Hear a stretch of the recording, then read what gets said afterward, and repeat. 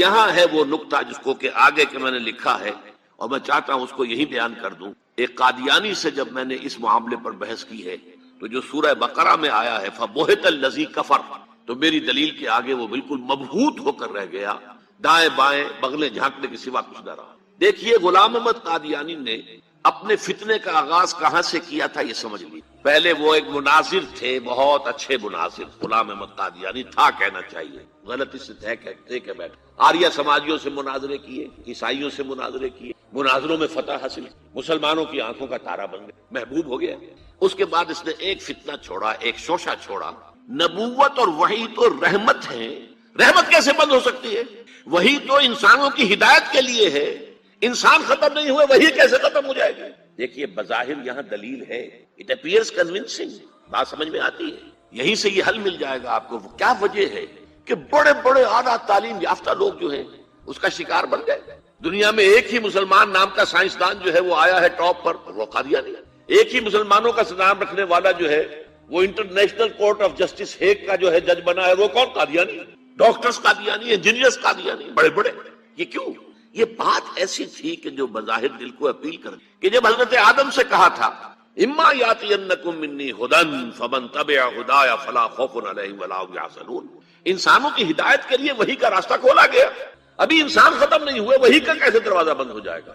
اجرائے وحی کا پہلے شوشہ چھوڑا، اور جب وحی جاری ہے تو نبوت جاری ہے، لہذا پھر آخر میں آ کے نبوت کا دعویٰ کر دیا. اس نے ایک مسئلہ اور استعمال کیا. یہ اصل میں چالاک اور ہوشیار لوگوں کے معاملات ہوتے ہیں. عوام الناس کی نفسیات کو متاثر کرنے کے لیے ایک اور شوشہ چھوڑ. دیکھو یہ کیسے ہو سکتا ہے؟ ہمارے نبی حضرت محمد صلی اللہ علیہ وسلم وہ فوت بھی ہو گئے، دفن بھی ہو گئے، زیر زمین دفن ہے، اور عیسیٰ ابن مریم وہ آسمان پر اٹھا دیے گئے، وہ آسمان پر ہے. کیسے ہو سکتا؟ اب عام مسلمان کے لیے اس میں تو گویا کہ ثابت ہوا کہ حضرت عیسیٰ ابن مریم جو ہے وہ افضل ہو گئے محمد سے صلی اللہ علیہ وسلم. یہ ہیں وہ چیزیں کہ جن سے حالانکہ افضلیت کا اس سے کوئی تعلق نہیں. اصحاب کہف اگر 300 برس تک سوتے رہے تو اس میں کون سی افضلیت ہو گئی؟ کوئی افضلیت کا سوال نہیں. اس اعتبار سے حضرت عزیر کو اگر 100 برس تک مردہ رکھ کر اللہ نے دوبارہ زندہ کر دیا، کون سی افضلیت اس میں ہو جائے گی؟ اللہ کی قدرت ہے، اللہ کر سکتے. لیکن عام آدمی کو اپیل کرنے والی باتیں ہیں، لہذا اس نے شوشہ چھوڑا کہ نہیں یہ غلط ہے، یہ مولویوں کے ڈھکوسلے ہیں، یہ قرآن مجید میں صراحت کے ساتھ نہیں ہے، یہ حدیثوں کے اندر ہے، حدیثوں کے بارے میں جو ہے وہ ہم اطمینان نہیں کر سکتے کہ حضرت مسیح جو ہے وہ سولی نہیں چڑھائے گئے. وہ سولی چڑھائے گئے، وہ فوت نہیں ہوئے، البتہ زخمی ہو کر وہاں سے اتار لیے گئے تھے. پھر ان کا علاج معالجہ ہو گیا، پھر وہ علاقہ چھوڑ کر کشمیر میں آ گئے، یہاں آ کر ان کا انتقال ہو گیا، یہاں دفن ہوئے، یہاں کشمیر میں ان کی قبر بھی بہت. یہ دو ایشو ہیں جو اس شخص نے اٹھائے، اور اس سے عوام الناس جو ہیں جن کے اندر کے علم کی پختگی نہیں تھی، یا جذباتی طور پر آپ انہیں متاثر کر سکتے ہیں، یا جیسا کہ میں نے پہلی بات کہی تھی اس میں تو یقیناً ایک وزن کی بات نظر آتی ہے کہ یہ رحمت ہے، وہی رحمت ہے، نبوت رحمت ہے. اللہ کی رحمت بند ہو جائے گی کیسے؟ اب اس کا جواب ہے یہاں. میں نے اس قادیانی سے کہا کہ مجھے یہ بتاؤ کہ کیا تم یہ مانتے ہو کہ اللہ کی ہدایت قرآن میں کامل ہو گئی؟ انہوں نے کہا ہاں ہم مانتے ہیں ہدایت کامل ہو گئی. میں نے کہا کیا تم یہ مانتے ہو کہ قرآن محفوظ ہے، اس میں تحریف نہیں ہوئی؟ کہ ہاں مانتے ہیں قرآن محفوظ ہے، اس میں تحریف نہیں ہوئی. پھر میں نے کہا مجھے منطقی وجہ بتاؤ، پھر اس وحی کی کھڑکی کو کھلے رکھنے کا فائدہ کیا ہے؟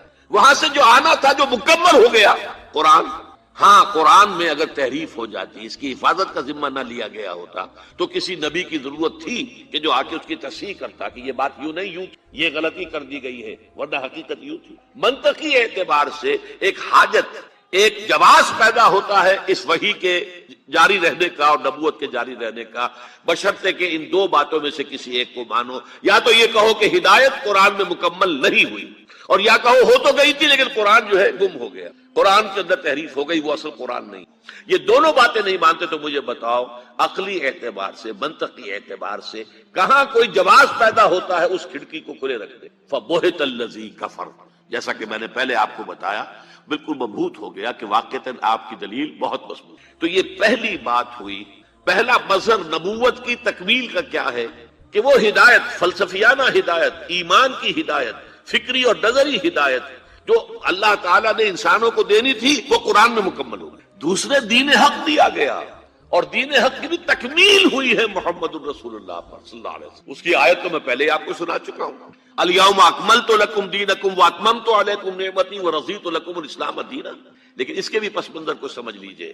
جیسے انسان کے ذہنی ارتقاء کے مراحل آئے ہیں، فلسفیانہ شعور میں ترقی ہوئی ہے، اور ہوتے ہوتے وہ اپنے بلوغ کو پہنچا ہے، میچورٹی کو پہنچا، ایسے ہی انسان کے اندر تمدنی طور پر ارتقاء ہوا. ایک دور وہ تھا تو میں نے آپ سے بتایا کہ قدر جو ہے، ایک تو اسی سے لفظ قدرت بنا ہے، اور نمبر دو اسی سے کسی شے کے، اور پھر اسی کے معنی ہے اندازہ مقرر کرنا، کسی شے کا اندازہ. یہ قدر ہے. اللہ نے ہر چیز کا ایک اندازہ مقرر کر دیا ہے. اور قدر مقادیر، مشکات شریف میں ایک پورا باب ہے ایمان بالقدر کا عنوان ہے. تو پہلی حدیث کیا ہے؟ مسلم شریف کی روایت ہے، عبداللہ ابن عمرو بن العاص رضی اللہ تعالی عنہما. حضرت عمرو بن العاص جو بڑے سرداران قریش میں سے تھے، بڑے سیاستدان تھے اور بڑے بہادر انسان بھی. ان کے بیٹے ہیں عبداللہ. اور بڑی دلچسپی کی بات یہ، باپ اور بیٹے کی مزاج میں بود المشرق، وہ تھے جنگجو اور سیاستدان اور بڑے سرداروں میں سے. یہ تھے انتہائی زاہد و عابد، انتہائی زاہد. انہی کے بارے میں آتا ہے پوری رات کھڑے رہتے تھے نوافل، اور ہر روز روزہ رکھتے تھے. اس پر حضور نے یوں کہنا چاہیے کہ ڈانٹ کے آپ کو اطلاع ہوئی، آپ نے بلایا، یا عبداللہ اولم اخبر انک تقوم اللیل وتصوم النہار تصوم الدہر. کیا مجھے یہ خبر نہیں دی گئی ہے؟ یعنی مجھے یہ خبر ملی ہے کہ تم پوری رات کھڑے رہتے ہو نماز پڑھو، تم ہر روز روزہ رکھتے. اب کیا کریں؟ بلا یار، جھوٹ بولنے کا تو یار ہے وہ بھی نہیں سکتا. فرمایا لا تفعل، سخت. وہ عبداللہ ابن عمرو بن العاص رضی اللہ تعالی عنہما اس کے راوی ہیں. قال رسول اللہ صلی اللہ علیہ وسلم كتب اللہ مقادیر الخلائق قبل ان يخلق السماوات والارض ب50,000. اللہ تعالیٰ نے مقداریں اور تقدیریں، ابھی دو الفاظ میں بولوں گا تاکہ آپ معین کر دی تھی، لکھ دی آسمانوں اور زمین کی تخلیق سے 50,000 سال. یہ ہے قدر، ہر چیز کی ایک تقدیر کی ہے وہ معین. اب آئیے اس میں کتاب سے مراد کیا ہے؟ جو آیت میں نے دوسرے نمبر پر پڑھی آج سورہ حدید کی، ما اصاب بمصیبت فی الارض ولا فی الا فی کتاب من قبل. کتاب سے مراد کیا؟ نہیں پڑتی تم پر کوئی مصیبت، کوئی تکلیف، نہ زمین میں نہ تمہاری جانوں میں. زمین میں سیلاب کا آ جانا، زلزلے کا آ جانا، اور اس طرح کی عمومی ہلاکت کا آ جانا، تکلیف کا آ جانا. تمہاری جان میں اچانک جو ہے تشخیص ہو گیا کینسر ہے، اچھے بنے تھے، ٹھیک ٹھاک چل رہے تھے، تو معمولی سی تکلیف ہوئی، انویسٹیگیشن کیا ہوا تو کینسر ہے اور وہ کافی بڑھ چکی. لیکن جو شے بھی آتی ہے، چاہے تمہاری جان پر آئے چاہے زمین پر آئے، وہ ایک کتاب میں لکھی ہوئی موجود ہے اس سے پہلے کہ ہم اسے ظاہر آئے. یہ تمہیں مشکل نظر آئے گا، ان ذالک علی اللہ یسیر، یہ اللہ پر بہت آسان، بہت اللہ کا علم کامل. تو معلوم ایک بات جان لیجئے کہ حقیقت کتاب سے مراد اللہ کا علم قدیم ہے. اللہ کا علم حادث نہیں ہے، معاذ اللہ ثم معاذ اللہ، کہ کوئی شے ہوئی تو اس کے علم میں آئی. یہ ہمارے ہاں بعض گمراہ فرقوں کا عقیدہ ہے، اسے بدع کہتے ہیں کہ اللہ کے علم میں بدع بھی ہے، یعنی کسی واقعے کے ظہور کے بعد اس پر کسی شے کا بننا. معاذ اللہ ثم معاذ اللہ، یہ شان ہے. وہ تو عالم ما کان و ما یکون، جو بھی کچھ تھا اور رہا ہے آج تک ہمیشہ، اور جو بھی کچھ ہوگا اس علم میں. آنے واحد میں، آنے واحد، یہ آنے واحد کے لفظ کو اچھی طرح سے مجھے سب سے پہلے تجربہ ہوا تھا، یہ سن میرا خیال ہے کہ 67-68 کی بات ہے. میں نے پہلا ہفائی سفر کیا تھا لاہور سے. اس وقت فوکر چلتا تھا، فوکر فرینڈشپ، چھوٹا جہاز پہ چڑیا والا، اور کرایہ 90 روپے تھا نائٹ کا. آپ تصور. تو میں چونکہ مجھے جغرافی سے دلچسپی ہے اور فوکر زیادہ اونچا نہیں ہوتا، تو میں دیکھتا جا رہا تھا کھڑکی سے، اس وقت ہم کہاں پہنچ گئے، اب کہاں پہنچ. اب جو روشنیاں نظر آ رہی ہیں شہر کی، یہ اکاڑے کی آ گئی، یہ ساہیوال کی آ گئی، یہ آگے اور آگے. ایک دم میں نے دیکھا کہ 3 شہروں کی روشنیاں بیک وقت ہیں، لودھرا، بہاولپور، سماسٹا. مجھے خیال آیا کہ جب میں ٹرین سے سفر کرتا تو لودھرا پہنچتا ہوں تو میں سمجھتا ہوں کہ ابھی بہاولپور آدھا گھنٹے بعد آئے، وہ مستقبل کی. بہاولپور پہنچتا ہوں تو لودھرا میرے لیے ماضی کی بات بن گئی، آدھے گھنٹے پہلے لودھرا آیا، اور آدھے گھنٹے کے بعد جو ہے سماسٹا آیا، وہ میرے لیے مستقبل بن گیا، لودھرا ماضی بن گیا. لیکن اس بلندی پر میں بیک وقت دیکھ رہا ہوں لودھرا کو اور بہاولپور کو بھی. یہ معاملہ جو ہے اس کو 1 ملین بلین سے ضرب دے لیجیے. اللہ تعالیٰ اس بلند مقام سے دیکھ رہا ہے جہاں اس کے مشاہدے میں ماضی اور مستقبل آنے واحد. تو یہ در حقیقت کتاب جسے کہا گیا قرآن میں بار بار بہت جگہ، تو یہ کتاب جو ہے در حقیقت اللہ تعالیٰ کا علم قدیم، اس میں سب کچھ موجود ہے، لکھا ہوا ہے اور کوئی غلط نہیں۔ آگے چل کر گفتگو ہوگی اصل میں بات میں کہ تقدیر کے جو عام عقیدے میں ہم تقدیر کہتے ہیں اس کے دو پہلو، ایک پہلو ہے ما اصاب علی الانسان، جو کچھ انسان پر آتا ہے مصیبت، جیسے ابھی آیت میں نے پڑھی ما اصاب من مصیبت فی الارض ولا فی، ہم ہر وقت صدمے ہیں، کوئی تکلیف آ گئی، کوئی بیماری آ گئی، کوئی حادثہ، کوئی بچہ فوت ہو گیا، کوئی عزیز جو ہے وہ فوت ہو گیا، حوادث، تو جو بھی کچھ پیش آتا ہے وہ علم خداوندی میں ہمیشہ سے تھا۔ یہی وجہ ہے کہ ایک اور حدیث ہے ابن الدینمی سے، لمبی حدیث ہے وہ، لیکن اس کے اندر جو آخری ٹکڑا ہے وَتَعْلَمَ، یعنی انسان کے نجات کے لیے لازم ہے کہ یہ بات بھی تم جان لو، انما اصابک لم یکن لیخطئ وانما اخطاک لم یکن لیصیبک ولو مت علی غیر ھذا، اگر تم اس کے سوا کسی صورت پر ہوگے تو جہنم میں داخل ہو جاؤ گے، نہ دخل کر۔ یہ جان لو کہ جو چیز تم پر آئی وہ آنی ہی آنی تھی۔ دیکھیے ہوتا کیا ہے، کاش کہ میں اگر یوں کر لیتا تو یہی ایمان بالقدر کے جو ہوا ہے وہ اللہ تعالیٰ کے ہاں تو پہلے سے طے تھا، ہونا ہی تھا، تمہاری کوئی تدبیر، کاش کہ میں اس وقت یہ کر، یہ لو، اسی لیے ایک حدیث میں الفاظ آئے ان کلمۃ لو تفتح عمل الشیطان، اس لو سے، کاش، اس سے شیطانی عمل شروع، کاش کہ یہ ہو جاتا، کاش میں یہ نہ کرتا، کاش کہ ہو جاتا، یہ نہیں۔ تعلم انما اصابک لم یکن لیخطئ، تو جان لے اس بات کو کہ جو چیز تم پر آئی ہے وہ ہرگز ٹلنے والی نہیں تھی۔ کوئی تدبیر تم کر لیتے، کوئی کسی وقت کوئی ہیلا کر لیتے، کوئی تم قدم اٹھا لیتے، کچھ بھی کر لیتے، وہ تو آنی ہی آتا۔ وما انما اخطاک، جو چیز تم سے چھوٹ گئی، رہ گئی، نہیں ملی، ایک ویکنسی ایڈورٹائز ہوئی تھی، آپ نے بھی درخواست دی، آپ کو نہیں ملی، اب آپ ہو کاش کہ میں نے فلاں سے سفارش کرا دی، بس گئے، تو جو چیز چھوٹ گئی ہے چھوٹ جانی ہی تھی، اس میں قطعاً جو ہے کوئی شکل، کوئی تدبیر، کوئی سفارش، کسی طرح کا کوئی بھی ہیلا، کوئی جو ہے اس پہ کار کرتا تھا۔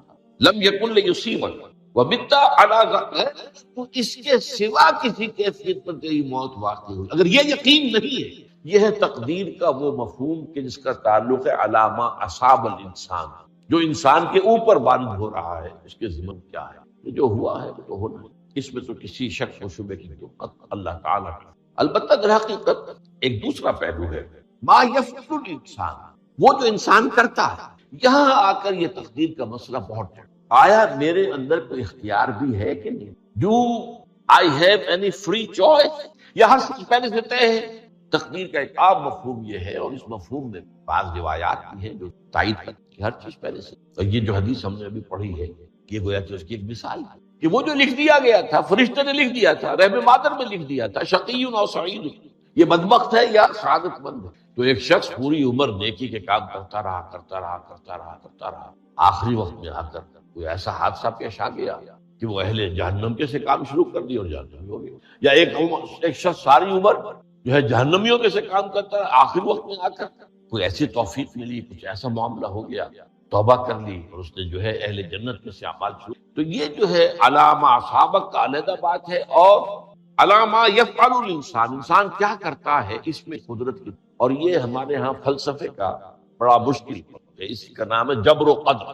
ہمارے اسلاف میں بھی کچھ لوگ ایسے ہیں متکلمین میں سے، دیکھیے ہمارے ہاں ایک وہ لوگ ہیں کہ جو اس پر قناعت کرتے ہیں کہ جو اللہ نے کہہ دیا بس اس سے آگے ہم مین میخ نہیں نکالیں، وہ محفوظ راستے، لیکن بہرحال انسان کو اللہ نے ایک عقل بھی دی، اور یہ عقل سوالات اٹھاتی ہے، اور جو زیادہ ذہین انسان ہوتے ہیں ان کے اندر ان کی یہ مصیبت زیادہ ہوتی ہے، لہٰذا وہ تو سوچتے ہیں، جو غور و فکر ہے، بات سمجھنے اس میں۔ اب ہمارے ہاں دو طبقے ہو گئے، جبریہ، قدریہ۔ ایک نقطہ نظر یہ ہے کہ انسان مجبور محض، کوئی اختیار نہیں، اور ایک یہ ہے کہ انسان قادر مطلق ہے، جو چاہتا ہے اپنے فیصلے میں مختار مطلق تو فیصلہ کرتا ہے، انہیں قدریہ کیا، تو جبریہ اور قدریہ ان کی بحث ہمارے یہاں، یہ وہی تقدیر کا مسئلہ نے کہا تھا، بحثوں میں آ کر انہیں آج تک حل نہیں ہوا، حل ہو سکتا ہی نہیں۔ اب اس کے ضمن میں علامہ اقبال کا ایک شعر آپ کو، وہ بہت اچھا لگتا ہے، بہت خوبصورت ہے شعر ہونے کے اعتبار سے، تقدیر کے پابند جمادات و نباتات، مومن صرف اللہ کے احکام کا پابند، اس میں انسان سے پابندی کی نفی کر، وہ صرف پابند ہے اللہ کے احکام کا، نتیجے کے اعتبار سے تو جو یہ شعر کہہ رہا ہے جو بات وہ صحیح ہے، پابندی اصل جو ہے وہ اللہ کے احکام کا، لیکن یہ کہ تقدیر کی پابندی سے انسان بھی پوری طرح آزاد ہے، یہ سمجھ لینا کہ یہ جمادات و نباتات ہی کا معاملہ، یہ غلط، یہ مبالغہ، ظاہر بات ہے کہ شاعر جو ہے، شاعر مبالغے سے بچ نہیں سکتا، چاہے وہ علامہ اقبال ہو، کوئی بھی ہو، تو اسی لیے سورہ شعراء کے اندر جو عام شعراء جو صفات بیان ہوئی ہیں وہ آپ کے ذہن میں آ گئی، مبالغہ کرتے ہیں، فی کل واد انہم یقولون ما لا یفعلون، وہ کہتے بھی وہ کچھ ہے جو کرتے نہیں ہیں، اور یہ بات تو علامہ اقبال پر بھی چسپاں ہوتی ہے۔ بہرحال یہ شعر ذرا پھر نوٹ کی، تقدیر کے پابند جمادات و نباتات، مومن صرف اللہ کے احکام کا بات صحیح۔ انسان بہت سے اعتبارات سے سب سے پہلے جو ہے انسان کے اندر ایک تقدیر نوعی ہے، نوع انسان، چھوٹی سی چڑیا اڑتی پھرتی ہے، انسان نہیں۔ آپ نے ٹھیک ہے مشین ایجاد کر دی، جہاز ایجاد کر دیا، آپ دوڑ رہے ہیں 500 آدمی سینکڑوں من سامان لے کر جو ہے وہ جا رہا ہے، 747 یا 757 ہو، یہ کر لیا ٹھیک ہے، خود نہیں اڑ سکتا، اب کیا کریں گے آپ؟ یہ تقدیر نوعی، اسپیشیز، ہر اسپیشیز اللہ نے ایک اندازہ مقرر کر، اس اندازے ہی میں اس سے باہر نہیں۔ پھر ایک تقدیر شخصی ہے۔ اب دیکھیے تقدیر شخصی کیا ہے؟ بعض اوصاف و صفات ہمیں وراثتاً ملتے ہیں، we have no choice۔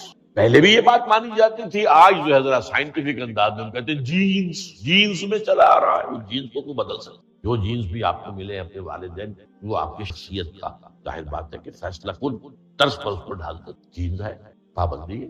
Number 2 یہ کہ خاص طور پر جو گھر کا ابتدائی ماحول ہوتا، ماں کی گود اور ابتدائی گہوارہ گھر کا، اس کے جو اثرات مرتسم ہو جاتے ہیں شخصیت، وہ بھی بڑے مستقل پختہ۔ ان دونوں چیزوں کو ضرب دے دیں، hereditary factors multiplied by environmental factor, اس سے مل کر ایک شے تیار ہوتی ہے جس کو قرآن کہتا ہے شاکلہ۔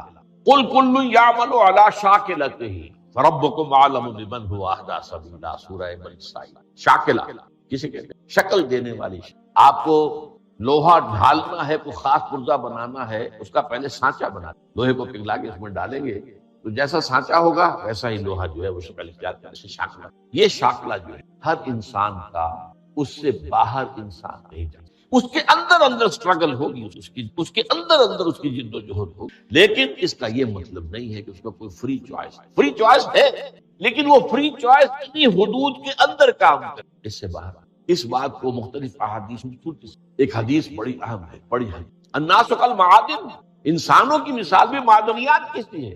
اب سونے کی معدنیات میں سے سونے کی جو اور ہے، اب پتہ نہیں اردو میں مجھے معلوم نہیں اور کا ترجمہ کیا کریں، لیکن جانتے ہیں اور وہ کچی دھات جس سے کو صاف کرتے ہیں، وہ دھات جو ہے خالص شکل میں سامنے آئے۔ سونے کی اور سے سونا بنے گا، چاندی کی اور سے چاندی بنے گی، سونا تو نہیں بن سکتا، جتنا چاہے صاف کر وہ اور تو۔ الناس کالمعادن خیارکم فی الجاہلیت خیارکم فی الاسلام، جو تم میں جاہلیت کے دور میں، پری اسلامک دور میں جو بہترین تھے وہی اسلام میں آ کر بہترین، وہ اور سونے کی تھی وہ صاف ہو گئی ہے، اور سونا جو ہے وہ نکھر کر خالص سونا بن کر آ کر اسلام نے صاف کر، وہ چاندی کی اور تھی، اسلام نے اس کو صاف کر نکھر کر چمکتا ہوا جو ہے وہ چاندی۔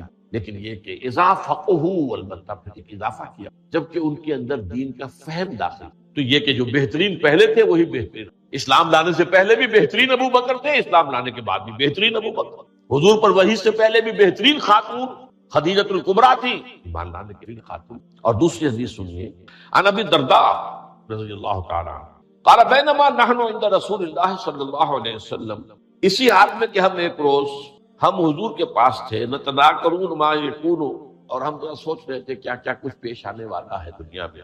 اس قال رسول اللہ صلی اللہ علیہ وسلم، جبکہ حضور نے ہم سے ایک بات کہی، بڑی غور سے سنیں، اذا سمعتم بجبل انزال عن مکانہ فصدق، اگر تم یہ سنو کہ کوئی پہاڑ اپنی جگہ سے ٹل گیا تو مان لینا، وَإِذَا سَمِعْتُمْ بِرَجُلٍ تَغَيَّرَ عَنْ خَلْقِهِ فَلَا تُصَدِّقُوهُ، اور اگر تم سنو کہ کوئی شخص جو ہے وہ اپنی سرشت سے، اپنی جبلت سے بدل گیا